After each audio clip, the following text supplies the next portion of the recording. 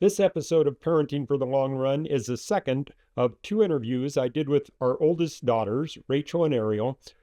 The first one I will link in the show notes. It was on the importance of fathers in the lives of their children.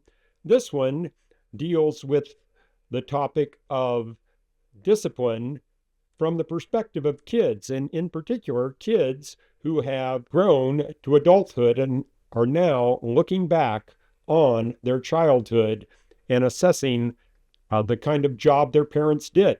So let's see what Rachel and Ariel have to say.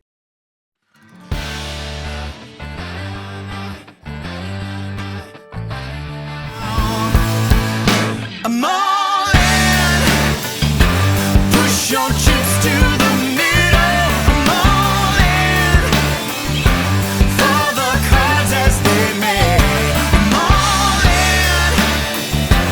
Push your chips to the middle. Well, welcome back to Parenting for the Long Run. As you see, I still have my daughters here. We decided to do two episodes at one sitting because I recently did a discussion of disciplining children. And so since they're here, they have lots of funny anecdotes about discipline and in particular about the reaction of their adult counterparts to having 8, since there's 2 of them here, 8 siblings, and B, that we actually spanked our kids. And so I just thought I would give them a couple minutes here to share some of their impressions. Obviously, you may be saying, well, they're not going to say anything negative about you because you would just delete that out of the podcast. But that's not true. I wouldn't do that. They can say whatever they want. So both of you have had this experience, I think, where people were like, I'll use the word startled, that you had so many siblings, and how it was not a chaotic household. Yeah. Is that safe to say? Still Ryan's favorite thing to... Ryan is her husband. My husband, yeah. It's still his favorite thing to be like, oh, guess how many siblings Rachel has? Just to see like the shock on people's faces when I tell them I'm the oldest of 10. Like he just thinks that it's hilarious. Although he had the same kind of shocked look when we first met. So there's still a lot of disbelief around. And then the other thing, which is so sad to me, is they're like, do you like your family? And I'm like, yeah, of course. Like that's such a silly question. Yeah. Yeah, people are always shocked when you tell them that there's 10 kids in your family because it is pretty unusual. I mean, it's extremely unusual in secular circles, less unusual in Christian circles, but even in Christian circles, most people are only having 2 to 4 kids anymore. So they're like, wow, that's a lot. And then, yes, the chaos. Everyone expects that if you have 10 kids, your house must have been like super chaotic. And I'm like, no, like our house was very well run, to the point that one of our cousins would always say, your family runs like a well-oiled machine. And he married in, so it wasn't like, and he was significantly older than us, but it was true. There was always for sure we were a rambunctious house. Yeah. We definitely get loud, and but there was always order too, and people don't expect that with a big family. Yeah. And also to Rachel's point of liking each other, there was never a question of whether we could like each other. It was, you're gonna like each other. You're gonna be friends first. Yeah. And Mom was really good about that. Like, she got pretty frustrated with us, I think, when Rachel and I were maybe like 10, 12. Our brothers were like, 8, 9 age. And we kind of had gotten into this little thing where we're like, well, we want to go play with our friends. We don't want to play with our siblings. And she was very adamant. If you cannot play nicely with your siblings, you are not going to have friends. Like, you're not going to be able to play with your friends. You have to treat your siblings well if you want to have time with your friends. And so because there was no option to not get along, we were forced to get along. And there were some life changes. It sounds better or it looks better in practice than it sounds with them describing it. But yes, yeah, there were, like, when we moved to Virginia, that was a really pivotal moment in our relationships with one another, because we moved away from all of our friends, and we had a very well-established friend group that we all got along with really well. We played with very nicely. But there were already some cliques developing within that friend group. Exactly. We were already kind of starting, I think part of it's just the age. And I was talking to one of my friends who has like 5 kids, and they're all kind of in that age right now. And she's like, Ariel, how did your mom handle you guys not getting along? And I was like, oh, there was never a choice. I said, it's something you just have to keep working at, instilling in your kids that they need to get along with one another, and it'll work out, because now we're all best friends. Like, we really are. We don't hang out with like anybody besides each other. It's probably unhealthy. But you really do, I think, as parents, just have to keep, harping on this idea that, like, it's your family first. You're going to get along. And it had become so natural to us that when we moved to Oregon and Rachel and I started going to public high school, the kids at high school would be like, oh, do you like your sister? Oh, I can't stand my sister. I hate my sister, or whatever. And I'm like, I was so shocked. I literally thought something was wrong with them. I didn't realize that was the norm, to not really get along with your siblings. But that was I don't know, kind of a wake up for me going into public school. I was very shocked that people didn't like their siblings, that they weren't friends with their siblings. And even for us being the oldest, like, we would take our younger siblings, who would be like, 4, 6, whatever, with us to do things. I think that kind of annoyed people. But I was like, They thought it was odd. I don't know if it annoyed them. Yeah. But we often, like, when I was in college, I took, Abriel and Israel with me places. And I have one friend who, we're still friends.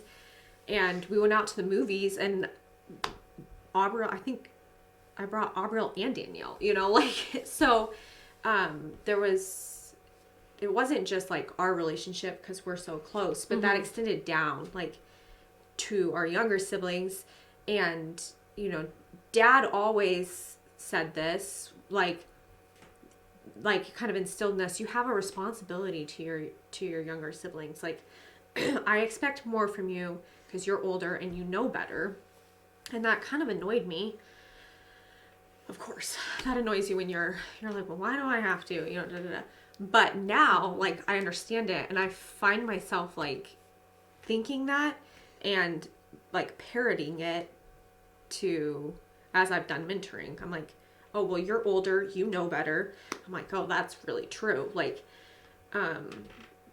even sometimes in thinking to myself, like, when I start to get frustrated at work or in relationships there, I'm like, okay, Rachel, you know better. Like, this is your responsibility. It also teaches you can, to be responsible for yourself and your own actions. And well, part of the way, so moving back to the getting along issue, part of the reason why they did that was, one, we required you guys like to share toys. Yeah, no one had their own room. No. Until no one had Nathaniel. Their own toys. Yeah, no one had their own toys, really. It was... you might get something for Christmas that was yours, but you were still expected to share. Right. And so if that is the pattern that is expected, it's much easier for them just to work out conflicts and get along. It's not as if there were no conflicts. Oh, there are I keep hearing of more and more conflicts that I was unaware of. Yeah. No, but our toy thing is a great example, because so many times I'll be at somebody's house and their kids will be fighting over a toy, and then the mom or the dad will say, well, that's her toy. She doesn't have to let you play with it. And I'm like, what? Yeah. Like, that's just instilling confidence instilling selfishness instead of instilling like a giving and sharing attitude in your child. If we were fighting over a toy, it was, you better work this out or neither one of you are going to get this toy for the rest of the day or the rest of the week or whatever. And mom and dad were good about following through on that, where they would take it away if we didn't, figure out a way to share that and get along with it. And then we would both be deprived of it and both be irritated. So, I don't understand it when people are like, they, not only do they allow selfishness, but they're almost instilling selfishness in their child. And I know that's not the intention, but it's how it works out. To show you how communal we were when we first moved to the town the first town in Oregon. We could not find a rental to save our lives, and finally, I think it was obviously the Lord opening this door. We found a 3-bedroom, like 1,100 square foot, double wide mobile home, and before we moved out of there, we moved out to a very spacious house, but before that house was completed, we had 5 people. Is that true? Yes. 4. 4 people in every room. Yeah. Yeah. So my wife and I were sharing a room with the 2 youngest, and then we had 4 girls in one room and 4 boys in another room. It was very cozy. Yeah, and like you're not depriving your kids of something. Like that's your kids actually don't need space. They don't need their own things. Like I don't look back and be like, oh, I wish I had. Who looks back and thinks, oh, I wish I had more things? I don't know. Your kids I wish I had a big wheel. They didn't have big wheels when I was growing like up. your But kids other than don't that, need more things or more space or whatever. And actually, we look back on those times pretty fondly. Like it's Thanksgiving. We're recording right now the day after Thanksgiving, and just last night we were all sitting around the table, like laughing and sharing stories of growing up, and in kind of cramped quarters, oftentimes. right, What playing would be with things considered- and conflicts. They were laughing about the conflicts too. So your kids, kids don't need a lot. Our society says, oh, like kids cost lots of money. They need to have like, they need to do all the things, all the hobbies, whatever. Like that's what it takes to make a well-rounded child. And that just wasn't our experience growing up. And then looking. They may not be well-rounded, of course, but they're pretty well adjusted. So I think even as my husband and I kind of prepare for our first, and like our house is small, he's like, well, how long do you think we can stay in this house? And I'm like, we can fit 4 kids in that room easy. And he was a little skeptical, but Called bunk beds, people. but then also too, it's interesting because he's the youngest of 3 and he has 2 older sisters, and he made the comment he always felt left out because his sisters shared a room and he had his own room.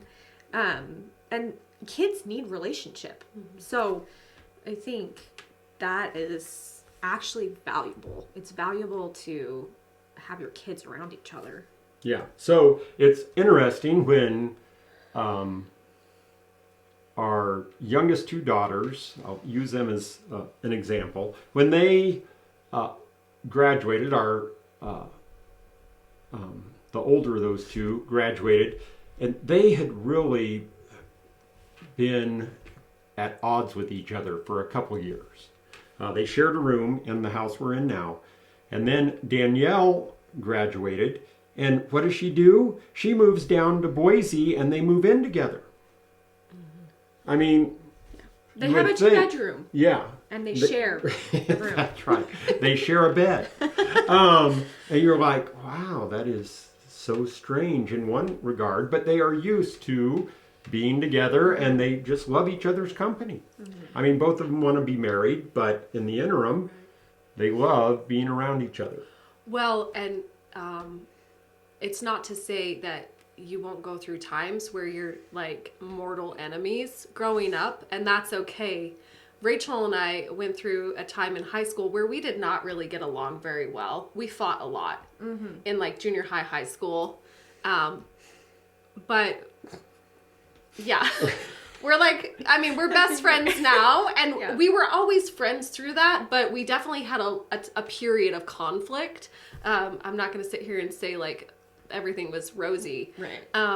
And that's kind of the same thing with Ariel and Danielle. They went through a time of like conflict in high school, and then Ariel moves out to go to college, and suddenly they're on the phone, for 3 hours a day. I miss you so much. Yeah. And because you are friends and you do love one another, you do have conflict, and you don't realize how much you really love and rely on that person until they're gone for a while. And I mean, when I went to Arizona for school and Rachel was still in Oregon, we talked on the phone every day. Every day. And I was so lonely. It was the weirdest thing to have a dorm room to myself. It felt so uncomfortable, so lonely, because I'd never had a room to myself until I went to college. And I was just like, I would go back to my dorm because I didn't know anybody for, the first couple weeks, couple months. I didn't know what to do with myself. I didn't have anyone to clean up after. I didn't have any dinner to help make. There were no chores. I would just sit there and read my Bible for like 3 hours because I had nothing else to do. That was very helpful and instructive to me. But it was so weird. I realized how much free time I had in college because there were no familial responsibilities and also no familial interactions. And it was just like a very lonely time. Okay, so let's transition here quickly to the issue of discipline. So when you talk to your counterparts about discipline, what is their reaction to that? Well, maybe you should explain. I have not really, I've explained the general technique was we would say, when we asked you guys to do something, you had to look at us and say, yes, mom, or yes, dad. And then we also told you you had to obey the first time or we would spank you. Now, I don't know that we always followed through on that. Right.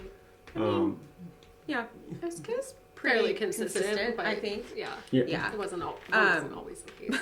So, what is the response of your counterparts to when you tell them that? Well, I think, interestingly enough, to like your house must have been always chaotic. Like, how did your mom handle that? And I kind of joke. This is a joke, somewhat. But I said corporate punishment. But I mean, it is true. Oftentimes we're getting in trouble together. And so... She didn't say corporal. She meant corporate. Corporate. I said corporate. Yeah. Oh, okay. Yeah. Corporate punishment. Corporate punishment. So, I mean, there were... Corporate disobedience, corporate punishment. Yeah. There were plenty of times that it was like lined up in a row, and we all took our licks. Like, some of that was because... our poor mother. Some of that was because she would ask a question and none of us would rat each other out. And so it was like, well, then you're all getting in trouble. Punished. A lot of it was because there were multiple of us that were involved in whatever nefarious thing. Can I tell a funny story about that? Yeah.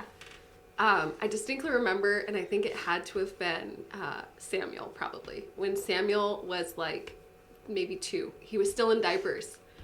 We all got in trouble for something, but obviously not Samuel because he was 2. And she gives us all a spanking, and he comes up and he like bends over to get his spanking. She was like, "What are you doing?"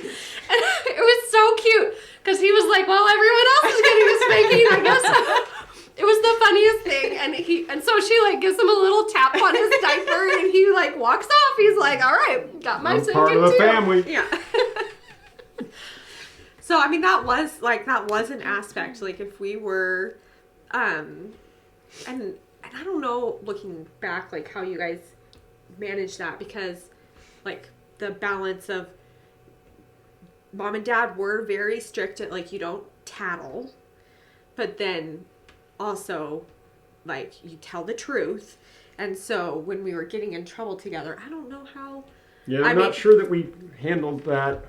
I'm not sure there is a way to handle that, really. Because it did get us in trouble later, like with one of their sisters, there was some, she was in text communication with a guy, and I didn't know about it, and some of them knew about it, but they didn't want to tell on her, Right. and it probably would have been better. I know it would have been It would better have been had I better. known It would about have it. been Absolutely. Yeah. Absolutely. So there,